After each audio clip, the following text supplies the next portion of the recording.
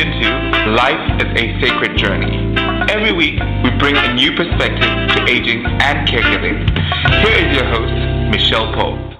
I love it. I love it. Good morning, good afternoon, or good evening, wherever you are in the virtual neighborhood of Life is a Sacred Journey. It is always my honor every Friday morning at 8 a.m. to join you wherever you are, whether you're in your living room or kitchen table or jogging or, however you find this podcast. We just really appreciate all of your support. We found out last week, or I found out, Felicia, I told her that the if pieces that we've done and that she's cut up and sent out, they're doing very well. And so we really appreciate that. I don't know how this whole thing works, but it has to do with viewership and the logarithms and all of that stuff that's behind the scenes that I don't know much about. So it's important that you hit like and share and all of that, because then that helps us to monetize the Life is a Sacred Journey, and so that any funds that we get from from the monetization of Life is a Sacred Journey, that those funds go to Alzheimer's Services of the East Bay. And so we just really appreciate when you share and you like and you write comments and new people join us. So if you're new to the Life is a Sacred Journey family, we welcome you this morning. If you are coming back for your whatever thousandth time, I thank you for making us a part of your Friday morning routine. Whew, what a week I've had. Some of you know, last week, Kale was, I hope you enjoyed Kale as much as I did when I interviewed him and the reading of his book and all of that. What a wonderful young man, and somebody that's going to be taking that spirit into the future. And I really know that we'll be hearing more about Kale Sudhoff in the future, because he is really on fire for ensuring that people with disabilities, and we don't say that, people with missing limbs, people who have mobility challenges, because they're not the disability implies that they're disabled, they're not human, but Kale taught me all that. So I hope you enjoyed Kale last week. I thank all of you who followed me on my tour in Boston. I went back home. A lot of you know that I spent a lot of my growing up years in Boston, and it was shocking in many, many ways. I really do believe that we have to explore this whole idea of redlining and gentrification, and as it relates to ageism, racism, all of that kind of stuff. And then the socioeconomic status that kind of creates all of those things and it's a systematic thing. So I'm not going to go into that today, but I want to thank all of you. I was at an event last night for Justice and Aging, and somebody had told me there that they followed and they just thought that they were going to Boston next week for a graduation, and they were thankful for the tour. I want to send out a congratulations and a shout out to Debbie Toth, who is the CEO, Executive Director of Choices in Aging over in Pleasant Hill, where she has a incredible adult day healthcare program, as well as a children's Montessori daycare program, and just a variety of, programming for MSSP, all of that multi-service, blah, blah, blah. But what Debbie's heart is about changing the community. And last night she received an award from Justice and Aging. So just a big shout out to Debbie Toth and a congratulatory moment to her, just for really believing in caring for others and the importance of caring for others. So I want to just shout out to that. And if you need support or help, over in Contra Costa County and near the Pleasant Hill area. She has a program in Antioch as well. Pick up the phone or look on your website for Choices in Aging, and they will be able to help you. I want to thank Justice in Aging for a wonderful event last night. It was really nice to reconnect, hug people, see people face to face. And yeah, it's just really, really nice. I did press this morning because I'm a ironer, but for some reason my shirt don't look right. But anyway, I don't like it. It's like doing this buckling thing. All right. So I want to thank Felicia and just say again, happy anniversary, Felicia, to you and I for everything that we have done together, not only when you were an intern here, but also now in this phase of my life journey. And Life is a Sacred Journey would not even be without you and your support and your vision and your love for me. So namaste, my dear friend, and give Forrest a hug for me. I'm coming to Canada soon. All right.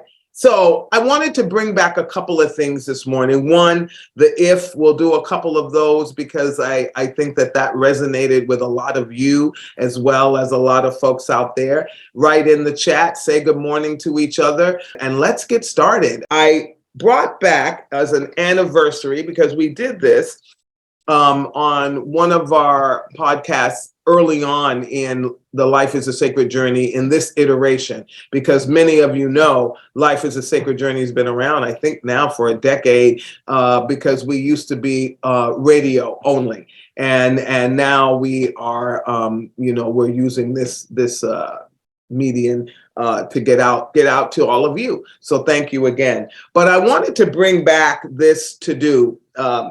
And I know it's hard to see because of the glare, but I'll do my best to keep it so you can see it.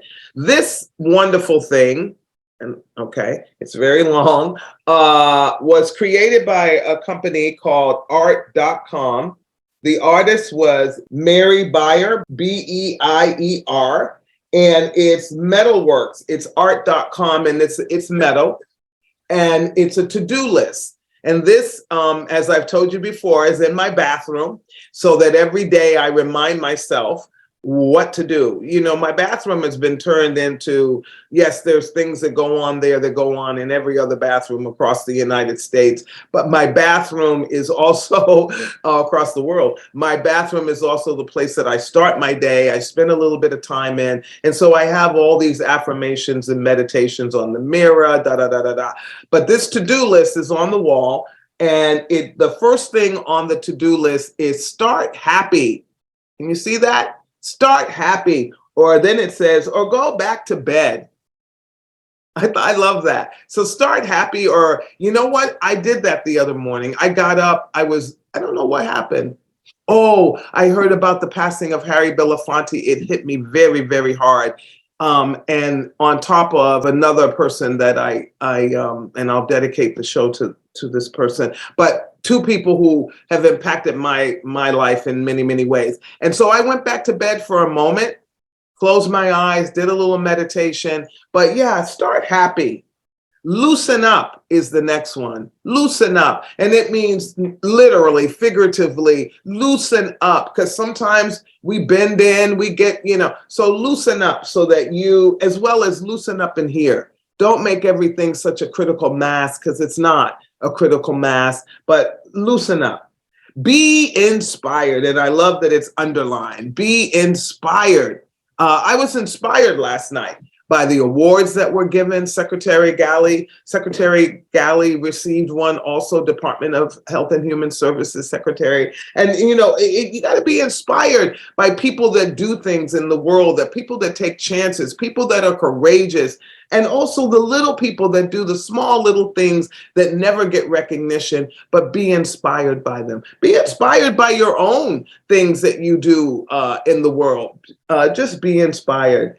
Give love always. Give love always. That to me is, and I love that the peace sign is in the O. Love is something, it always seems like it's easy to do, but it's not. It really takes a lot of work and energy and effort and forgiveness and focus and intentionality. So give love always. Give love always.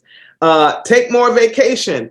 I'm doing more of that. My spontaneous trip to Boston was definitely that. It was unplanned. I made the decision to go because my daughter was there, and I'm going to start doing more of that, more and more.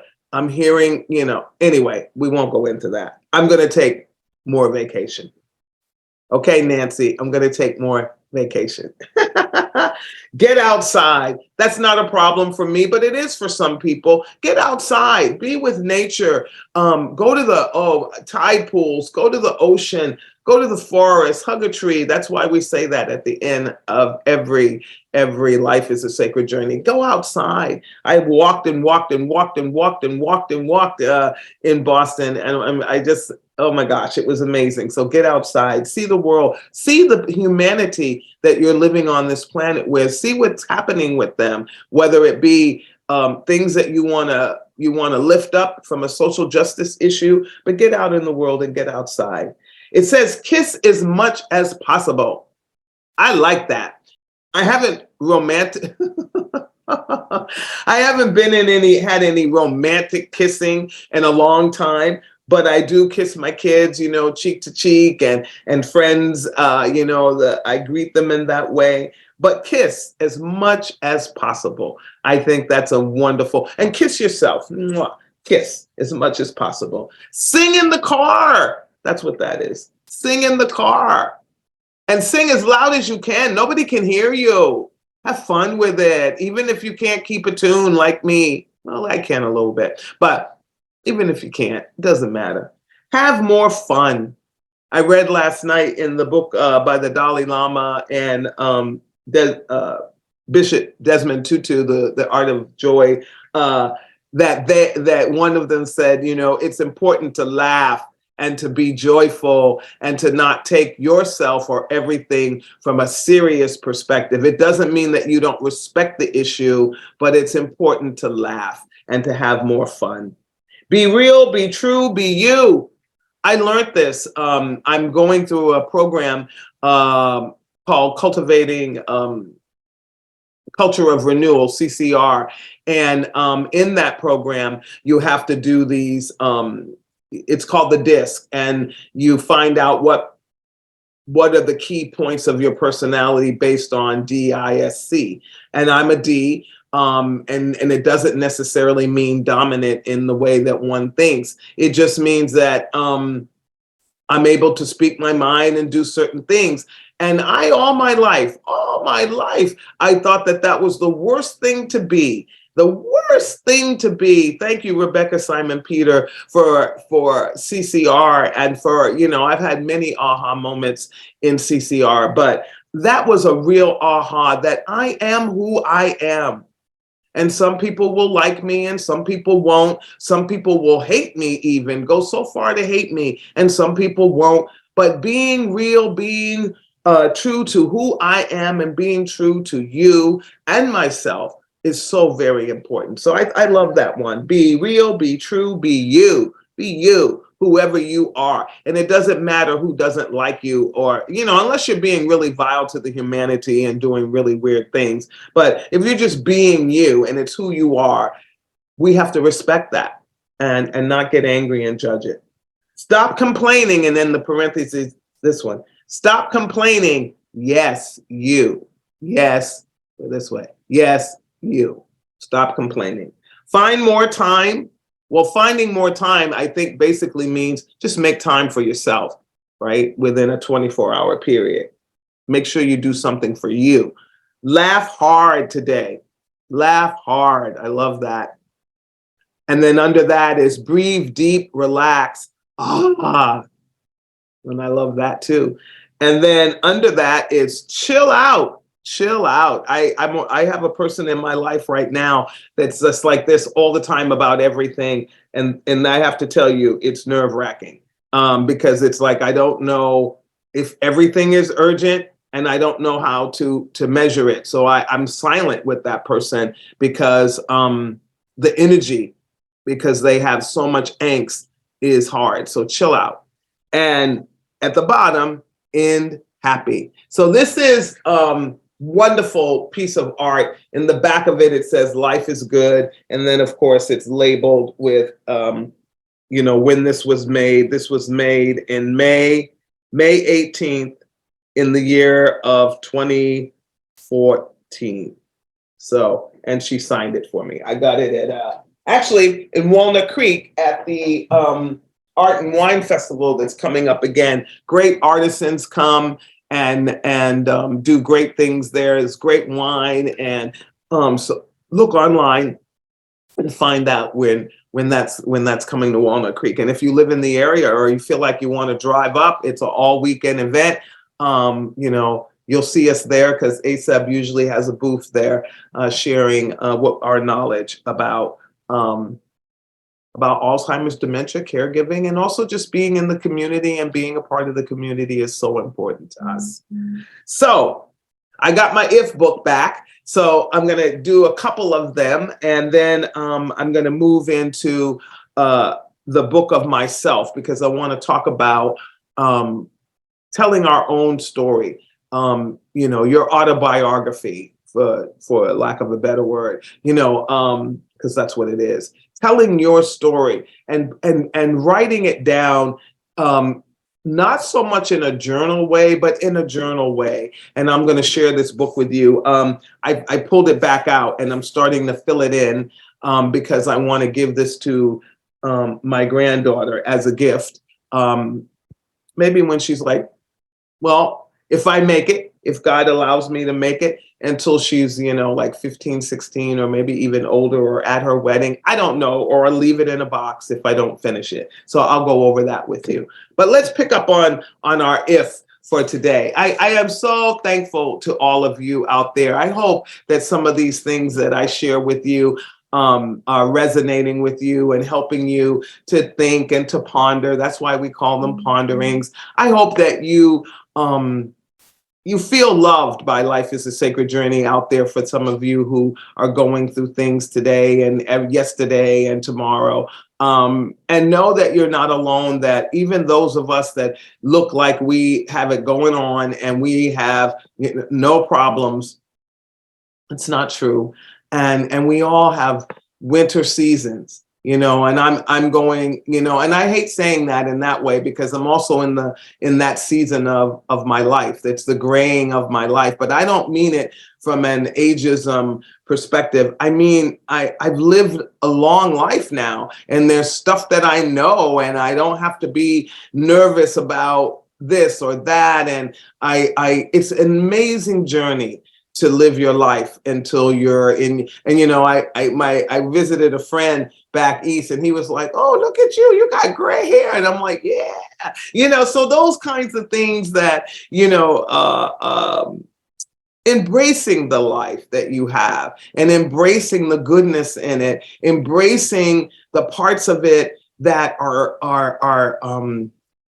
life, is so important, because the rest of it can take you down. The rest of it can tell you that you don't matter. The rest of it can put you on these levels of like, oh, how do I compare to this person and that person, or this place or that place, and find joy, because I believe that joy helps us to live longer and to have longevity in our lives. So I pray that this day going forward, if you haven't, had a moment to ponder the joy and the gratitude in your life, that you'll take some time after you finish watching Life is a Sacred Journey.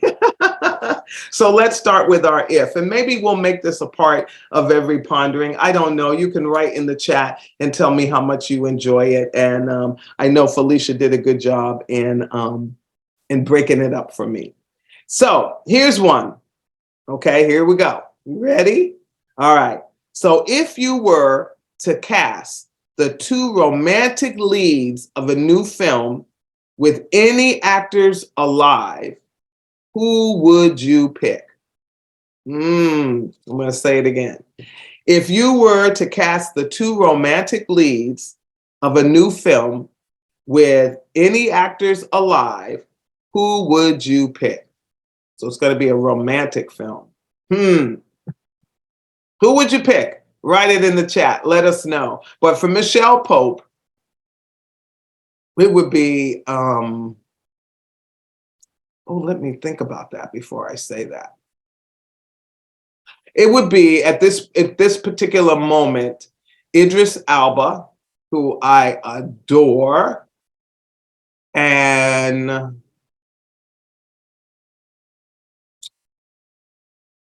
not really sure about the actress. Me. It was, I don't have my Actors Guild card. Oh my gosh. So if there were two romantic leads in a film with any actors alive, it would be Idris Elba and I can't think of anybody at the moment. So I'm going to say Nia Long, just because that's the only two people I can think of at the moment. But of course, I had to put a funny in there. Idris Elba and Mrs. Idris Elba, I would not, it would be a movie, so it wouldn't be real. So I want to let everybody know I respect that he is married and has a beautiful, beautiful, stunning wife. But in a film, and if I had my Actors Guild card, it would be me, M-E. But because I couldn't think of anybody else, Nia Long popped into my mind because I just saw a movie with her that I love. Okay. All right. If you could foresee a single day of your future in its entirety, what date would you select? Oh, I love this one. Okay, I'm going to read it again. Okay, are you listening? Ponder this. If you could foresee a single day of your future in its entirety, what date would you select? Let's see.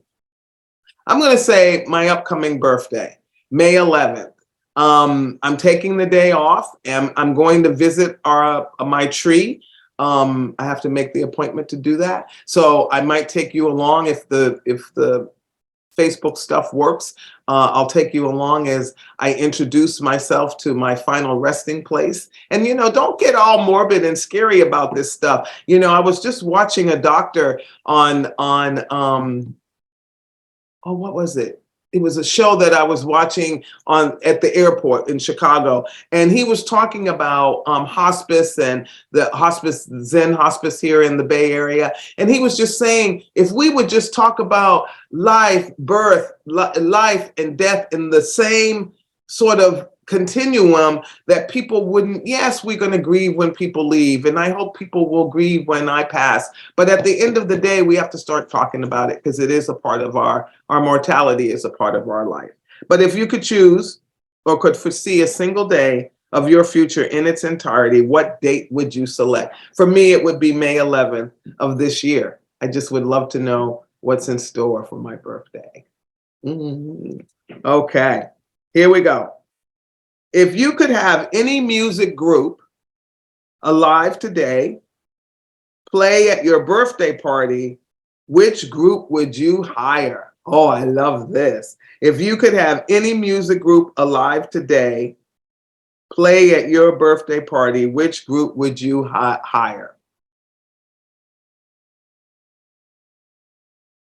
Who would it be? Okay, I have to say, for me, well, they're alive except for one of, well, they're alive. Not, Maurice White is gone, but Earth, Wind and Fire.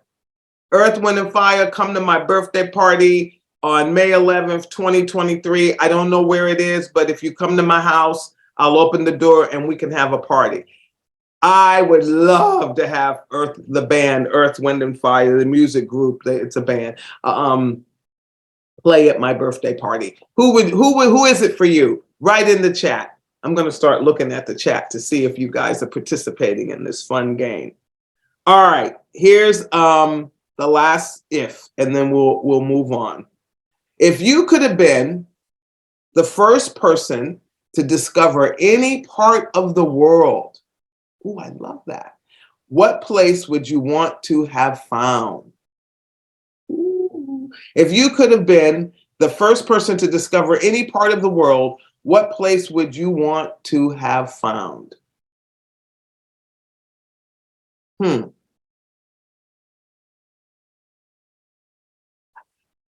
I would like to find the fountain of youth.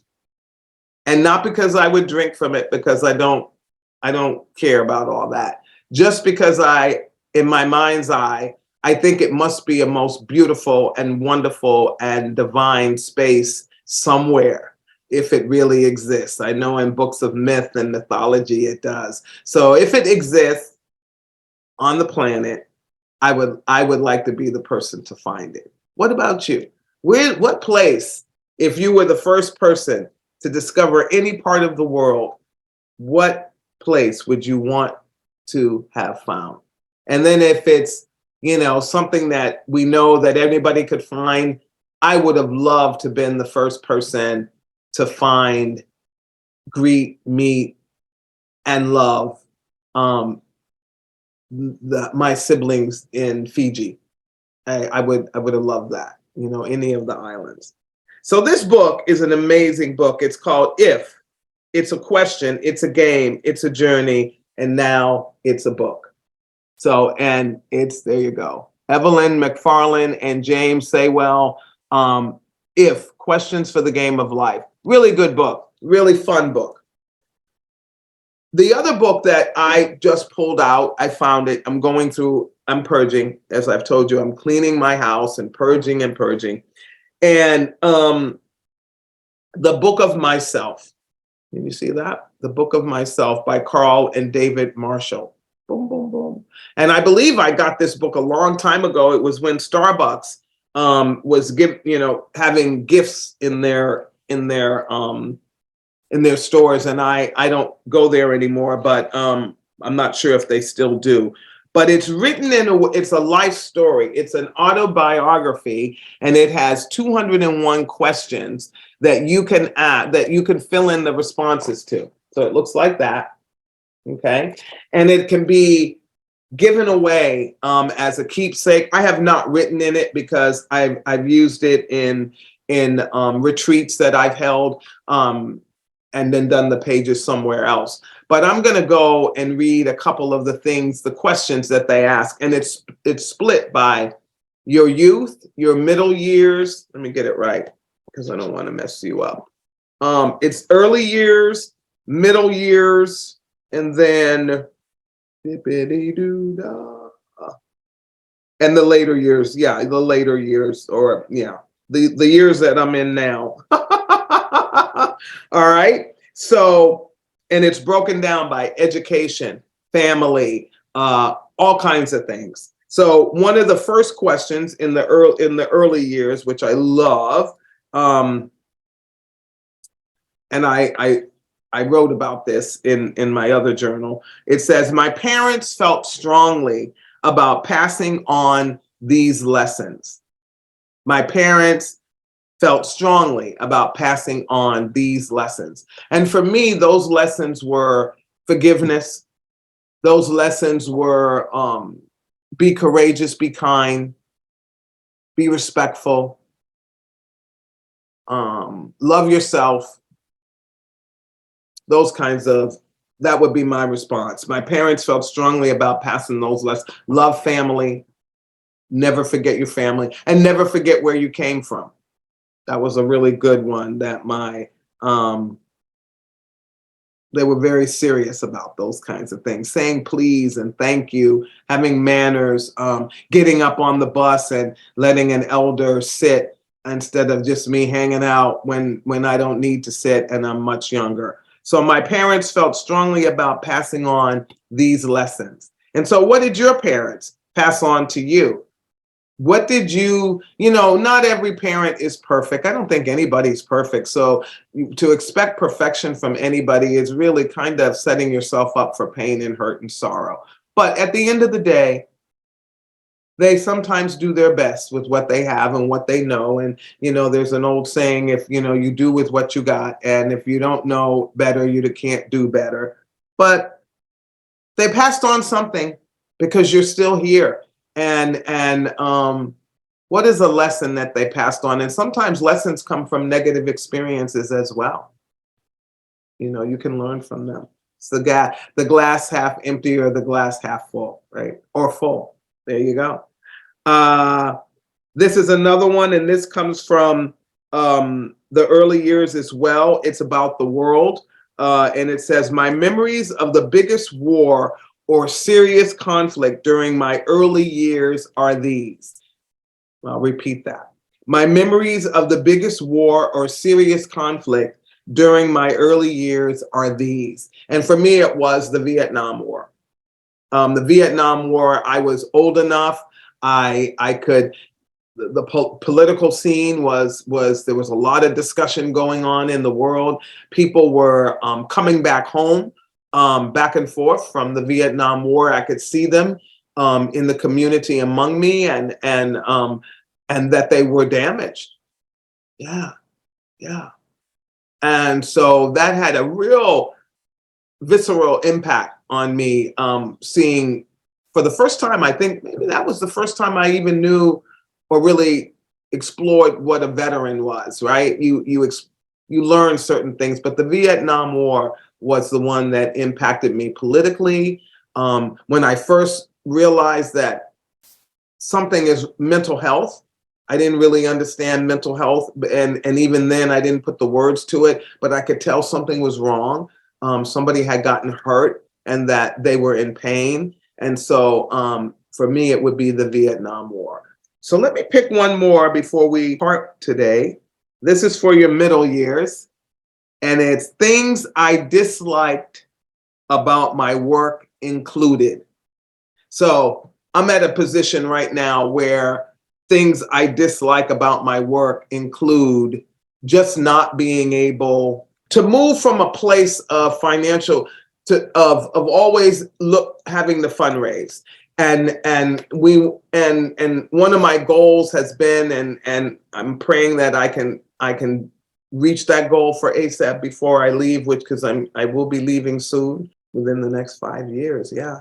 So it's like financial stability for the organization that I love so much, that I've given so much of my time, talent, and treasure to, so that when I leave, whoever sits at the table of leadership, they don't have to worry as much about that, and they can dream with abandonment.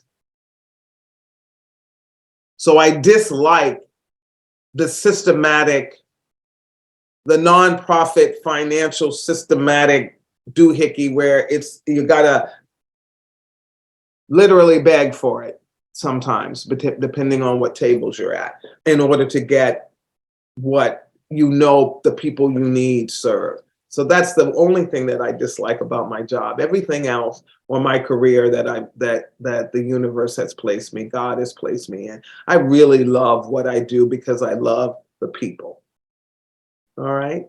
So I hope this pondering was a good one for you. I enjoy coming and doing ponderings. I enjoy being a part of your lives in the way that you've allowed me to be. We are growing every week. There's new people joining us and letting us know how much they appreciate what we're doing. We'd like to have a big push to get it up over the amount that it is now. So we're trying to get to 2,500 followers. So please share and hit the share button and subscribe and all of that kind of thing. And I know that sounds like, a commercial and it kind of is, but it does help us. Again, as I said in the onset of this podcast, I want to ask you to lift up your prayers for the Harry Belafonte family.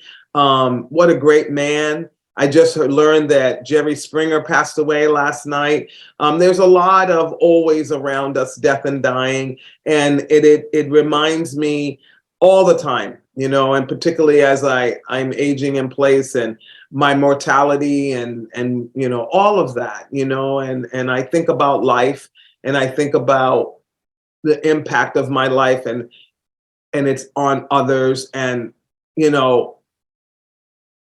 Yeah, all of that. So but I also know that life is good and you will be misunderstood, and people will say bad things about you. But at the end of the day, if you just do your best, if you do your best, the best that you can, then life is pretty awesome.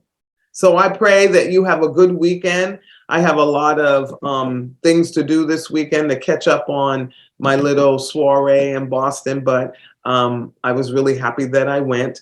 And I just think that life is amazing because each and every one of you are in it.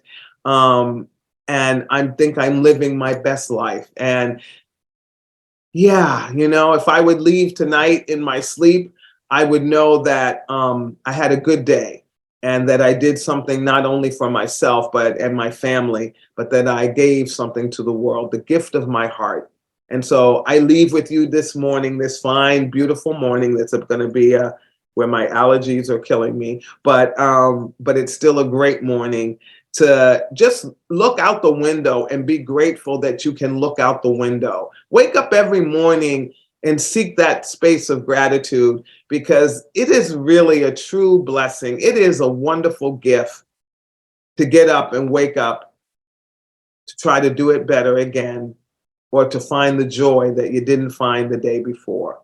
So I thank you for being and following Life is a Sacred Journey. If you are out there and you're feeling depressed, you're feeling like life sucks at the moment, and you want to commit suicide, or you just need somebody to talk to, the number is 988.